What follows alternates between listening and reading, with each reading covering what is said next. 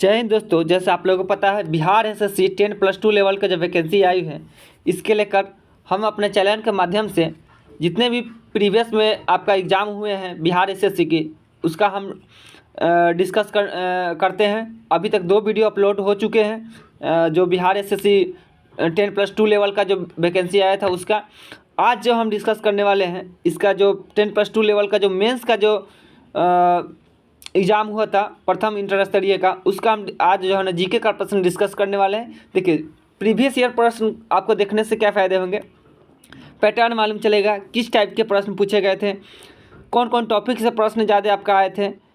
इन सब चीज़ों से आपको तैयारी करने में जो है ना आपका सुविधा होगा। तो इसके लेकर हम अपने चैनल के माध्यम से आप लोगों को प्रीवियस ईयर के प्रश्न अभी हम डिस्कस कर रहे हैं। तो जो भी मेरे चैनल पर नए हैं, कृपया चैनल को जरूर सब्सक्राइब कर लें और वीडियो अच्छा लगे तो ज़रूर लाइक करें। और आज जो हम ना मेंस का जो प्रश्न लेकर आए हैं उसको हम डिस्कस करने वाले हैं। साथ ही आपका ग्रेजुएट लेवल का जो एग्ज़ाम हुआ है स्नातक स्तरीय, उसका भी प्रश्न हम प्रीवियस ईयर का इस पर हम डिस्कस करने वाले हैं। तो अभी तक हम जो वीडियो अपलोड करते हैं, फिलहाल इधर जो है ना मेरा तबीयत अच्छा नहीं था, इसके कारण डेली रेगुलर नहीं अपलोड हो रहा था। अब जो आपका वीडियो जो है ना रेगुलर अपलोड होगा। तो जो भी मेरे चैनल पर नए हैं जरूर चैनल को सब्सक्राइब कर ले, अगर वीडियो अच्छा लगे तो ज़रूर लाइक कर ले। तो चलिए स्टार्ट करते हैं आज का प्रश्न। देखिए, आज का पहला प्रश्न है आपका यूनेस्को। देखिए, यूनेस्को संस्कृति विश्व धरोहर स्थल में हुमायूं के मकबरे का निर्माण किसके द्वारा कराया गया था। देखिए, हुमायूं का जो मकबरा है वो किसने बनाया था। तो हुमायूं का जो मकबरा है आपका हमीदा बानो बेगम, उसका जो पत्नी था हमीदा बानो बेगम, उन्होंने इनका हुमायूं के मकबरे का निर्माण कराया था। नेक्स्ट और अगला प्रश्न है, ये तो 20 का करेंट अफेयर है तो इसको छोड़ देते हैं आपका। ये देखिए, अगला प्रश्न ये साइंस से है आपका। निम्न परिपथ में ए और बी के मध्य तुल्य प्रतिरोध क्या होगा। प्रतिरोध ज्ञात करना है, ये साइंस का प्रश्न है आपका, प्रतिरोध ज्ञात करना है। ये देखिए आपका प्रश्न हो गया। तो इसका जो प्रतिरोध होगा आपका 1.5 ओम होगा। कितना होगा? 1.5 ओम। नेक्स्ट और अगला प्रश्न है आपका, देश का पहला फ्रेट विलेज माल भाड़ा गांव बनेगा कौन सा। तो देखिए, ऑप्शन के अकॉर्डिंग आपका आइएगा तो ये वाराणसी में। कहाँ बनेगा? वाराणसी में। ये नरेंद्र मोदी जो है ना वहीं पर बनवा रहे हैं वाराणसी में। तो उनका ये संसदीय क्षेत्र है वाराणसी, तो यहीं पर ये आपका फ्रेट विलेज जो है ना आपका बन रहा है। नेक्स्ट अगला प्रश्न है, निम्नलिखित में से कौन सा लौह अयस्क सर्वोत्तम गुणवत्ता वाला है। सबसे अच्छा उत्तम किस्म का जो लोहा होता है वो कौन सा होता है। तो वो होता है आपका मैग्नेटाइट। कौन सा? मैग्नेटाइट। मैग्नेटाइट जो आपका आयरन लोहा होता है, इसमें आपका 70% तक लोहे का अंश होता है। कितना? 70% तक जो है ना लोहे का अंश होता है, यानी सबसे उत्तम किस्म का जो है ना लोहा माना गया है किसको? मैग्नेटाइट को। चलिए नेक्स्ट प्रश्न है, निम्नलिखित में से कौन सा जीवाश्म ईंधन नहीं है। जीवाश्म ईंधन नहीं है। देखिए, जीवाश्म ईंधन 4 ऑप्शन दिए गए, इसमें से बताना है कौन सा जीवाश्म ईंधन नहीं है। तो देखिए, जो प्राकृतिक रूप में पाया जाता है वो नहीं है। तो देखिए, परमाणु ऊर्जा जो जीवाश्म ईंधन नहीं है, इसको जो है ना मनुष्य तैयार करता है परमाणु ऊर्जा का, तो ये आपका जीवाश्म ईंधन नहीं होगा। बाद बाकी पेट्रोलियम, कोयला, प्राकृतिक गैस, ये सब आपकी प्रकृति में पाया जाता है, तो ये सभी आपका क्या है? जीवाश्म ईंधन है, जबकि परमाणु ऊर्जा को तैयार किया जाता है। नेक्स्ट और अगला प्रश्न है आपका। देखिए, इसमें हम सिर्फ आपका जीके का प्रश्न डिस्कस कर रहे हैं। तो देखिए, अगला प्रश्न है, तुर्कमेनिस्तान की राजधानी कौन सी है। तो देखिए, 4 ऑप्शन दिए गए हैं। तो तुर्कमेनिस्तान की जो राजधानी हो जाएगा वो हो जाएगा आपका अशगाबाद। कौन सा? Ashgabat, option number D. Next और अगला प्रश्न है आपका, लोकसभा में अनुसूचित जाति के लिए डैश स्थान आरक्षित, माने कितने सीटें आरक्षित है लोकसभा में। जो लोकसभा के जो सीटें होती हैं जिसमें आपका सांसद चुन के जाते हैं, उसमें कितने सीट जो है ना अनुसूचित जाति के लिए जो है ना आरक्षित है। माने उतने सीटें पर सिर्फ अनुसूचित जाति के लोग ही खड़ा हो सकते हैं, वहाँ से दूसरा कोई नहीं खड़ा हो सकता है। तो वो है आपका 84 सीटें जो है ना आपका अनुसूचित जाति के लिए आरक्षित है। इस सीटें पर सिर्फ अनुसूचित जाति के लोग ही आपको जो है ना चुनाव लड़ सकते हैं, सांसद बन सकते हैं। नेक्स्ट अगला प्रश्न है आपका, ये देखिए, पोर्टो नोवा निम्नलिखित में से किस देश की राजधानी है? पोर्टो नोवा किस देश की राजधानी है? तो देखिए पोर्टो नोवा जो है ना आपका 4 ऑप्शन दिए गए हैं, इसमें से बताना है पोर्टो नोवा किस देश की राजधानी है? तो वो है देखिए बेनिन। देश और राजधानी से लगभग 2-3 प्रश्न आपके पूछे जाते हैं, तो देश और राजधानी जरूर देखिए। वो नहीं सिंपल वाला नहीं, आप थोड़ा जो डिफिकल्ट जैसे देखिए पोर्टो नोवा ये बहुत ही कम चर्चा में रहती है, तो जो चर्चा में देश नहीं रहती है उसका ज़्यादा पूछा जाता है। तो पोर्टो नोवा जो है ना आपका बेनिन, पोर्टो नोवा निम्नलिखित किस देश की राजधानी है? तो बेनिन की राजधानी है पोर्टो नोवा। नेक्स्ट और अगला प्रश्न है आपका, ये देखिए निम्नलिखित में से कौन सा खनिज मोनाजाइट रेत से प्राप्त किया जाता है? यानी मोनाजाइट का आंसर कौन सा है? मोनाजाइट का आंसर इसमें से कौन सा है? तो देखिए मोनाजाइट जो है ना आपका थोरियम का आंसर है। किसका? थोरियम का। ये कहाँ पर पाया जाता है? तो मेनली जो है ना केरल में। कहाँ? केरल में ज़्यादा पाया जाता है, केरल में मोनाजाइट जो है ना थोरियम का आंसर है। नेक्स्ट अगला प्रश्न है, देखिए पुस्तक और लेखक, इससे भी 2 से 3 प्रश्न आपका पूछे जाते हैं। तो पुस्तक और लेखक इसको नए और पुराने दोनों देख के जरूर जाइएगा। खासतौर पर जो क्रिकेट टीम ये सब का जो जीवनी है, जो पुस्तक लिखा गया है, उनको जरूर देखिएगा। तो देखिए पुस्तक वी आर डिस्प्लेड के लेखक कौन है? तो ये है आपका मलाला यूसुफजई। कौन सा है? कौन है? मलाला यूसुफजई, जो पाकिस्तान का है, इनको नोबेल पुरस्कार भी मिला हुआ है। तो वी आर डिस्प्लेड के लेखक है मलाला यूसुफजई। नेक्स्ट और अगला प्रश्न है आपका, ये देखिए जापान का कौन सा बंदरगाह रेशम बंदरगाह के नाम से जाना जाता है? माने रेशम बंदरगाह के नाम से जापान का कौन सा बंदरगाह जाना जाता है? तो ये है आपका योकोहामा। कौन सा? Yokohama, option number D. जिसे इसको होन्शु द्वीप, इसे होन्शु द्वीप भी बोला जाता है। होन्शु द्वीप ये योकोहामा है। नेक्स्ट अगला प्रश्न है आपका, देखिए ये नेक्स्ट प्रश्न है आपका, निम्नलिखित में से कौन सा भारत के पूर्वी तट पर स्थित सबसे गहरा स्थलबद्ध एवं समुचित सुरक्षा युक्त बंदर? स्थलबद्ध माने कहा जो समुद्र ये सबसे नहीं घिरा हुआ है, स्थलबद्ध है, कौन सा है? 4 ऑप्शन दिए गए हैं। तो देखिए ये आपका आंध्र प्रदेश में स्थित विशाखापट्टनम बंदरगाह जो है ना स्थलबद्ध बंदरगाह है। कौन सा है? विशाखापट्टनम।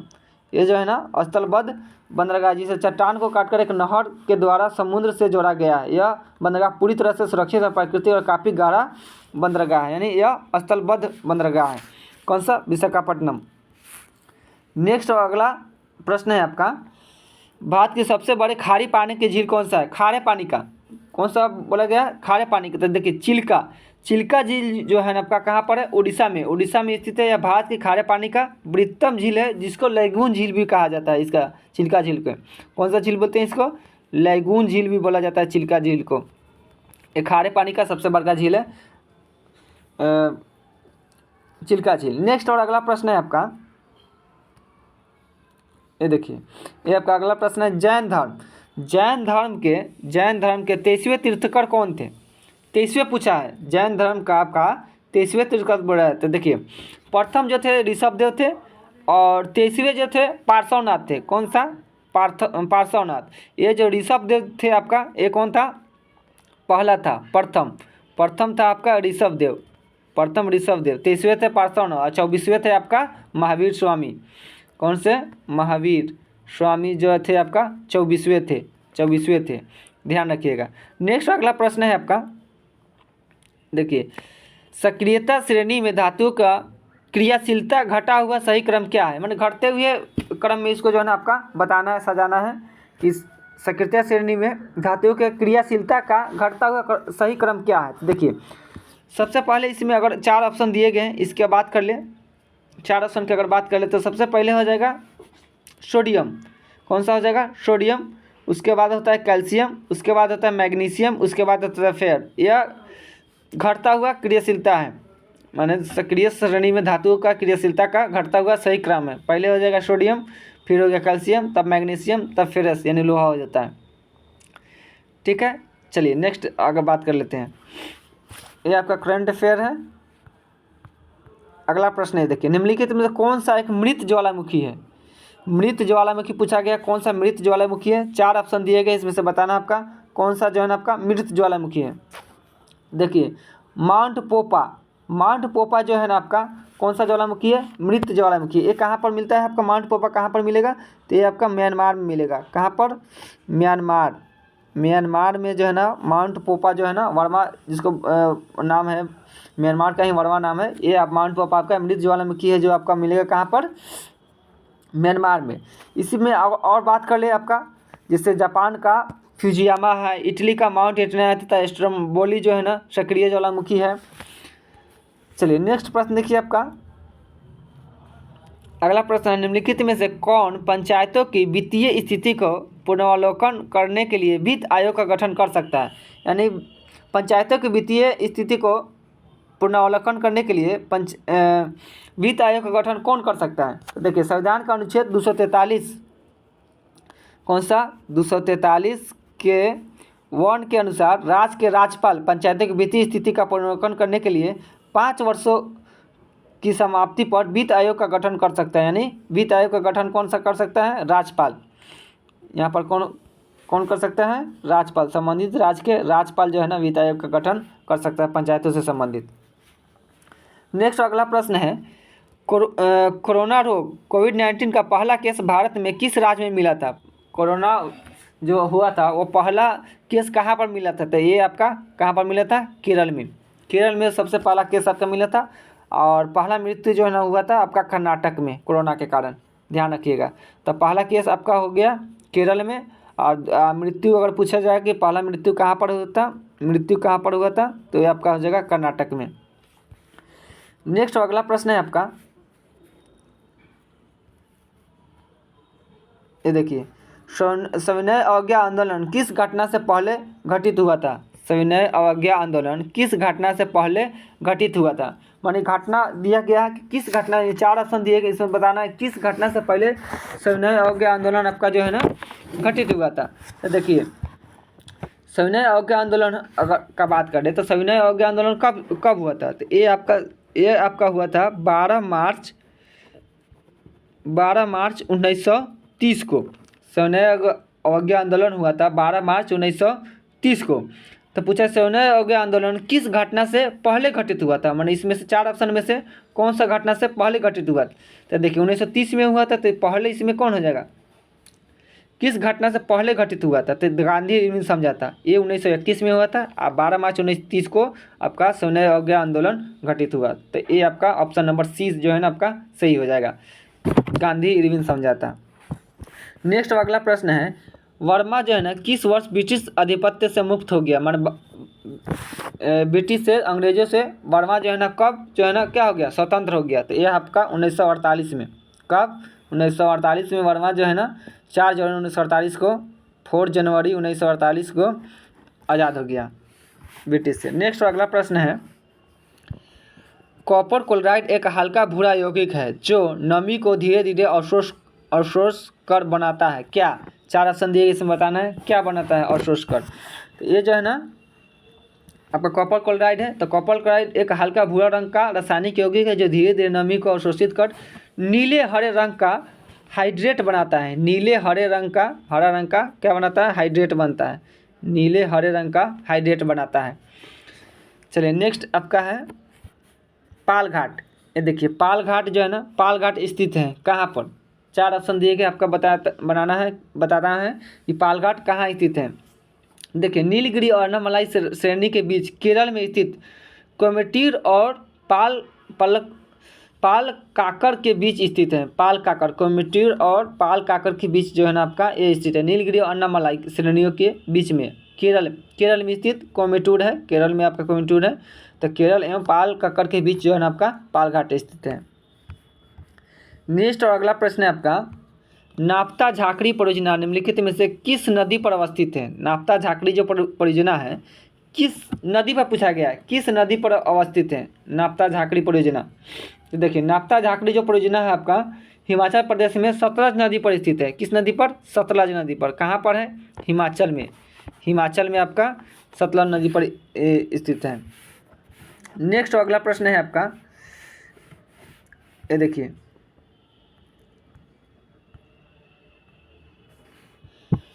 जल, सल्फ्यूरिक अम्ल और कांच एवं कार्बन सल्फाइड के अपवर्तनांक जो है ना इतना इतना है तो प्रकाश की गति न्यूनतम होगी किस में, माने किस में जो है ना आपका प्रकाश की गति न्यूनतम होगी, तो सबसे कम होगी। ये ऑप्शन दिए गए उसमें से सबसे कम प्रकाश की गति किस में होगा, तो देखिए जल, सल्फ्यूरिक अम्ल, कांच या कार्बन सल्फाइड में अपवर्तनांक दिया गया है, जिसे मान के चलिए अगर ए 1.33, 1.43, 1.53, 1.63।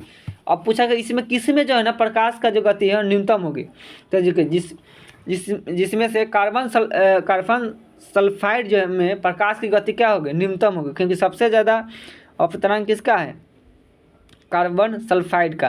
तो जिसका अपवर्तनांक ज़्यादा होगा उसमें प्रकाश धीमा रह जाएगा, जिसका अपवर्तनांक सबसे कम होगा उसमें प्रकाश जो है ना सबसे तेज़ी से जो है ना पास करेगा। तो देखिए अपवर्तनांक सबसे कम अगर बात कर लें, निर्वात में प्रकाश की चाल क्या होता है, सबसे अधिक होती है निर्वात में प्रकाश की चाल, निर्वात शून्य होगा, निर्वात माने इसमें शून्य होगा, तो इसमें प्रकाश की चाल क्या होता है, सबसे अधिक होता है। बाद बाकी जैसे जैसे बढ़ते जाएगा वैसे वैसे प्रकाश की चाल क्या होगा, धीमा होता चला जाएगा। तो इसका हो जाएगा option carbon sulphide, option number A आपका इसका सही हो जाएगा। नेक्स्ट अगला प्रश्न है, अनैच्छिक क्रियाएं जैसे कि रक्तदाब एवं लार आना के केंद्र पाए जाते हैं कहाँ, माने जैसे अनैच्छिक क्रिया में कौन कौन सा आ जाता है, जैसे छींक आना, आपका लार आना, उसके बाद हृदय स्पंदन, श्वसन गति की दर नियंत्रण, मस्तिष्क किस और खांसना, छींकना, उल्टी करना, ये सब आपके बस में नहीं रहता है, ये अनैच्छिक क्रिया अपने आप होती है। तो ये क्रिया जो है ना इसको जो है ना केंद्र, इसका केंद्र कहाँ पाया जाता है, तो इसका जो केंद्र होता है पश्च मस्तिष्क में होता है। पश्च माने पिछला भाग, मस्तिष्क का पिछला भाग पश्च मस्तिष्क में, पश्च मस्तिष्क का सबसे पिछला भाग है, जिसे मस्तिष्क स्टेपम या मेडुला ऑब्लांगेटा भी इसी को कहा जाता है। तो इसी में जो है ना अनैच्छिक क्रिया आपका होता है, जितना होता है पश्च मस्तिष्क में। नेक्स्ट अगला प्रश्न है आपका, निम्नलिखित में से विषम शब्द छाटिए। देखिए 4 ऑप्शन दिए गए, ब्रुसेल्स, मैड्रिड, पेरिस, बर्किंघम। इसमें से आपको एक ऑप्शन छाटना है। तो देखिए अन्य, ये ऑप्शन कैसे छाटिएगा इसमें 4 ऑप्शन में, तो देखिए अन्य सभी किसी न किसी देश की राजधानी है, राजधानी के नाम है। सभी न इसमें से 4 ऑप्शन दिए गए हैं, सभी में 3 जो है ना कोई देश का राजधानी है, एक जो है ना आपका अलग होगा, डिफरेंट होगा। तो कौन सा है वो आपका, तो ऑप्शन नंबर बी बर्किंघम। ये बर्किंघम अलग है आपका, बाद बाकी सभी जो है ना फ्रांस की राजधानी पेरिस, ये सब जो है ना किसी देश का राजधानी है, बाकी बर्किंघम आपका राजधानी नहीं है, इस जगह का नाम है। चलिए नेक्स्ट है आपका, निम्नलिखित में से कौन सी स्थिति वायु के द्रवीकरण के लिए आदर्श है। वायु के द्रवीकरण के लिए कौन सा स्थिति जो है ना आपका क्या है, आदर्श माना गया है। तो देखिए दाब बढ़ना और तापमान का घटना वायु के द्रवीकरण के लिए क्या है, आदर्श है। क्या करना, दाब का बढ़ना और तापमान का घटना, ये वायु के द्रवीकरण के लिए आदर्श माना गया है। नेक्स्ट अगला प्रश्न है आपका, यूरिया का उपयोग किया जाता है कहाँ, यूरिया का उपयोग आप कहाँ करते हैं, यूरिया का। तो देखिए यूरिया का जो उपयोग है आपका उर्वरकों के रूप में किया जाता है, किसमें, उर्वरकों के रूप में, जिसमें नाइट्रोजन की मात्रा लगभग कितना होता है 46% जो है ना आपका नाइट्रोजन होता है। कितना होता है 46%, अब इसमें आपका नाइट्रोजन होता है 46%। नेक्स्ट अगला प्रश्न है आपका, देखिए संसद के संयुक्त अधिवेशन किस अनुच्छेद के अंतर्गत आता है। संयुक्त अधिवेशन माने राज्यसभा लोकसभा दोनों का जो है ना कंबाइंड जो है ना आपका अधिवेशन होता है, वह किस अधिवेशन के अंतर्गत आता है। तो देखिए संसद का संयुक्त अधिवेशन होता है वह 108 के तहत होता है, किसके तहत, 108 के तहत। और 110 में क्या है, तो धन विधेयक को परिभाषित किया गया है। 110 में जो है ना आपका ये जो 110 है इसको धन विधेयक क्या होता है, धन विधेयक को जो है ना विधेयक जो है ना को परिभाषित किया गया है 110 में। चलिए नेक्स्ट आगे देखते हैं अगला प्रश्न, पिंक सारथी योजना किस राज्य में शुरू किया गया है। पिंक, ये उस समय का प्रश्न है आपका। पिंक सारथी योजना जो है ना आपका कर्नाटक राज्य ने निर्भय स्कीम के तहत पिंक सारथी वाहन योजना शुरू किया था, कौन, कर्नाटक ने। नेक्स्ट अगला प्रश्न है, ये देखिए स्टॉक एक्सचेंज के विनिमय करने वाली संस्था क्या है, मैंने स्टॉक एक्सचेंज है उसका जो है ना विनिमय करने वाली संस्था कौन सा है। तो देखिए स्टॉक एक्सचेंज जो है ना इसका जो हेड होता है वो होता है सेबी। कौन करता है इसका नियंत्रण, सेबी करता है। विश्व खाद्य संरक्षण दिवस, जिस दिवस से भी आपका 2 से 3 प्रश्न, आपका 2 प्रश्न तो जरूर आएंगे आपका दिवस से, तो दिवस जरूर याद कीजिएगा। विश्व खाद्य संरक्षण दिवस मनाया जाता है कब, विश्व खाद्य संरक्षण दिवस। तो देखिए विश्व खाद्य संरक्षण दिवस जो आपका 7 जून को मनाया जाता है। कब, 7 जून को विश्व खाद्य संरक्षण दिवस आपका 7 जून को मनाया जाता है। और इसी में है आपका 16 अक्टूबर, इस दिन विश्व खाद्य दिवस मनाया जाता है। क्या मनाया जाता है, विश्व खाद्य दिवस। विश्व खाद्य दिवस जो है ना आपका यहाँ पर मनाया जाता है। अगर बात कर ले 5 जून, तो 5 जून का आपका क्या मनाया जाता है, तो 5 जून का विश्व पर्यावरण दिवस। क्या मनाया जाता है, विश्व पर्यावरण दिवस जो है ना आपका 5 जून को मनाया जाता है। उसके बाद का बात कर लें 29 अगस्त को, तो 29 अगस्त को राष्ट्रीय खेल दिवस। राष्ट्रीय खेल दिवस जो है ना आपका कब मनाया जाता है, 29 अगस्त को राष्ट्रीय खेल दिवस। चलिए नेक्स्ट अगला प्रश्न है आपका,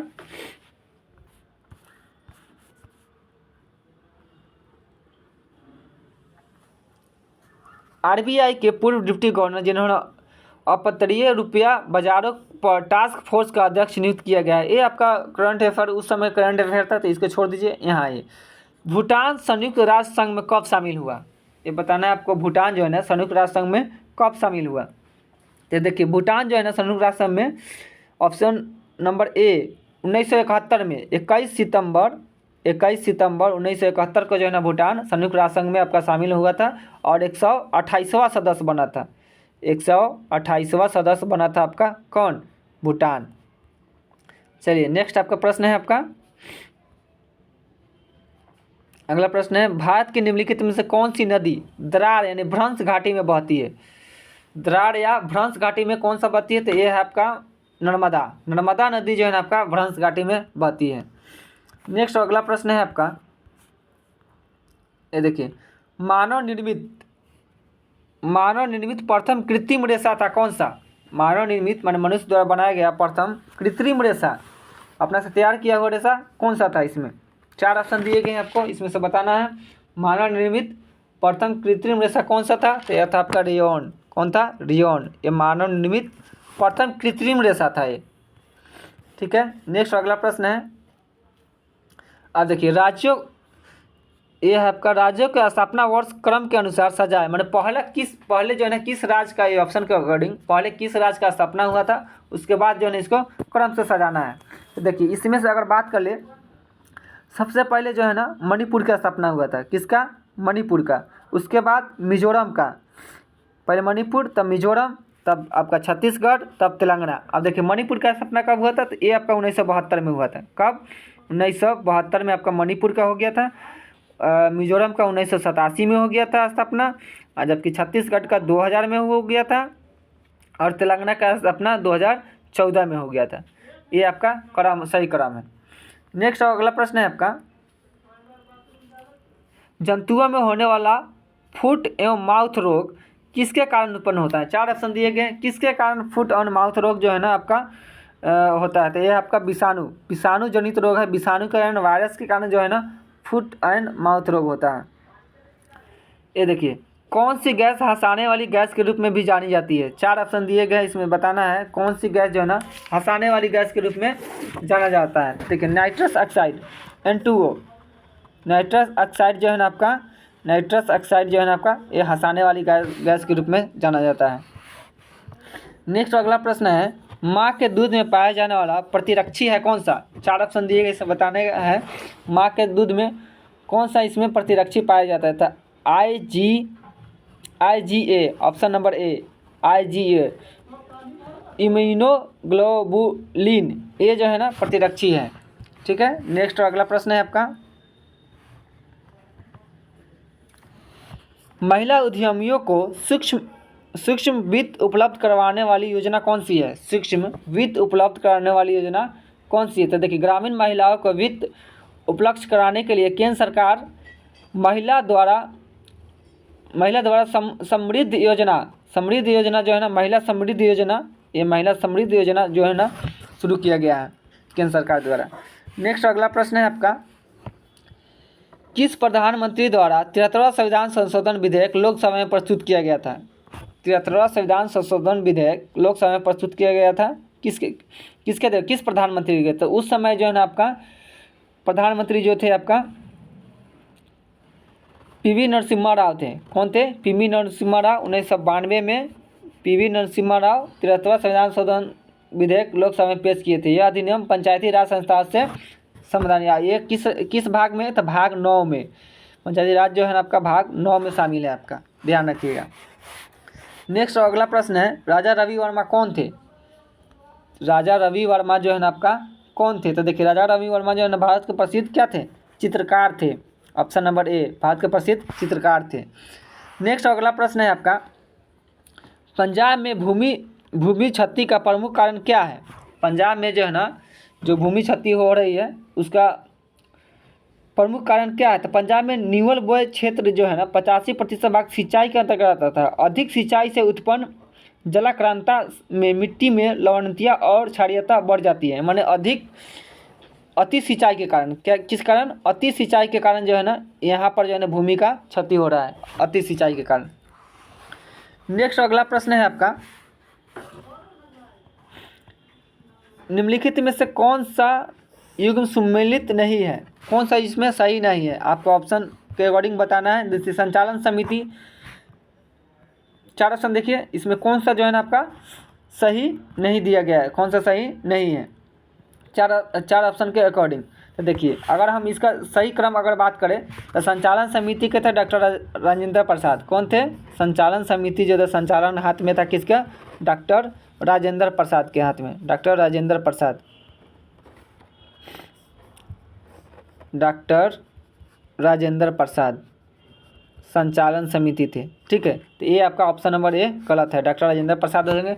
प्रांतीय संविधान समिति सरदार पटेल सही है। प्रारूप समिति का अध्यक्ष डॉक्टर भीमराव अम्बेडकर थे, ये भी सही है। संघीय शक्ति संबंधित जो थे आपका जवाहरलाल नेहरू थे, ये भी आपका सही है। यानी पहला नंबर आपका संचालन समिति है, ये गलत है, इनका थे डॉक्टर राजेंद्र प्रसाद। नेक्स्ट अगला प्रश्न है आपका, भारतीय ध्वज संहिता कब प्रभावी हुआ? मैंने कब लागू हुआ? तो ये जो है ना आपका 2002 में लागू हुआ। कब? भारतीय ध्वज संहिता कब लागू हुआ? तो 2002 में 26 जनवरी 2002 को जो है ना भारतीय ध्वज संहिता जो है ना आपका लागू हुआ था। ये 2019 का प्रश्न है। नेक्स्ट देखिए अगला है ब्लैक फॉरेस्ट। ब्लैक फॉरेस्ट जो है ना आपका कहाँ पर है? ब्लैक फॉरेस्ट कहाँ पर है? 4 ऑप्शन दिए गए हैं। तो ब्लैक फॉरेस्ट जो है ना आपका जर्मनी में स्थित है। कहाँ पे? जर्मनी में। ब्लैक फॉरेस्ट आपका जर्मनी में स्थित है। अगला प्रश्न है आपका, गंधार कला शैली किसका मिश्रण है? तो देखिए गंधार कला शैली जो है ना आपका कुषाण शासनकाल में गंधार मूर्तिकला का विकास हुआ था। किस शासनकाल में? कुषाण शासनकाल में। तो कुषाण जो थे आपका, ये आपका जो है भारतीय शिल्पकार का पश्चिमोत्तर सीमा प्रांत में स्थित गंधार, जिसको बोला जाए ग्रीक, जिसे यूनानी बोला गया है, ग्रीक यूनानी, वहीं और रोमन शिल्पकारों के द्वारा जो है ना ये आपका हुआ था, जिसमें से इंडो ग्रीक, इसको क्या बोला गया है? इंडो ग्रीक इसका यूनानी थे, इसलिए इंडो और ग्रीक जो है ना इसका नाम दिया गया था। इंडो ग्रीक कला का जो है ना आपका मिश्रण था। नेक्स्ट अगला प्रश्न है आपका, ये देखिए निम्नलिखित घटनाओं का यथाक्रम सही होगा कौन सा? माने सही क्रम कौन सा होगा? 4 ऑप्शन दिए गए हैं आपको, इसमें बताना है सही क्रम इसमें से कौन सा होगा। पहले कौन सा आएगा, फिर उसके बाद कौन सा आएगा, एक क्रम बताना है आपको। तो देखिए सबसे पहले इसमें अगर बात करें तो कौन सा हुआ था? तो सबसे पहले अगर बात करें तो लखनऊ समझौता हुआ था। कब? लखनऊ समझौता कब हुआ था? 1916 में। असहयोग आंदोलन कब हुआ था? 1920 में। और साइमन कमीशन का आगमन कब हुआ था? 1928 में। और सविनय आंदोलन कब हुआ था? 1930 से 34 में। तो ये ऑप्शन नंबर आपका ए सही हो जाए। लखनऊ समझौता 1916 में, असहयोग आंदोलन 1920 में, और साइमन कमीशन भारत आया था 1928 में, सविनय आंदोलन हो गया था 1930 में। तो ऑप्शन नंबर ए आपका सही हो जाएंगे। नेक्स्ट अगला प्रश्न है, किस घटना से आहत होकर रविंद्रनाथ टैगोर ने नाइटहुड की उपाधि त्याग दिया था? नाइटहुड की उपाधि त्याग दिया था, इसमें कौन सा वो घटना था? तो देखिए, पंजाब के अमृतसर में 13 अप्रैल 1919 को हुई जलियांवाला बाग हत्याकांड के कारण जो है इन्होंने नाइटहुड की उपाधि इन्होंने क्या कर दिया था, वापस कर दिया गया। इस प्रकार जीके के जितने भी प्रश्न थे आपका जो मेंस में पूछे गए थे हमने डिस्कस कर दिए हैं। बाद बाकी आपका जो ग्रेजुएट लेवल का जो आपका एग्ज़ाम हुआ था उसका जो है ना जीके हम अगले वीडियो में डिस्कस करने वाले हैं। साथ ही हम आपको जो दरोगा का जो अभी आपका एग्ज़ाम होने वाला है, दरोगा का BCET इस पर स्टार्ट कर रहे हैं। तो जो भी मेरे चैनल पर नए हैं, चैनल को जरूर सब्सक्राइब कर ले। आप वीडियो को अगर अच्छा लगे तो जरूर लाइक करें। तब तक के लिए जय हिंद, जय भारत।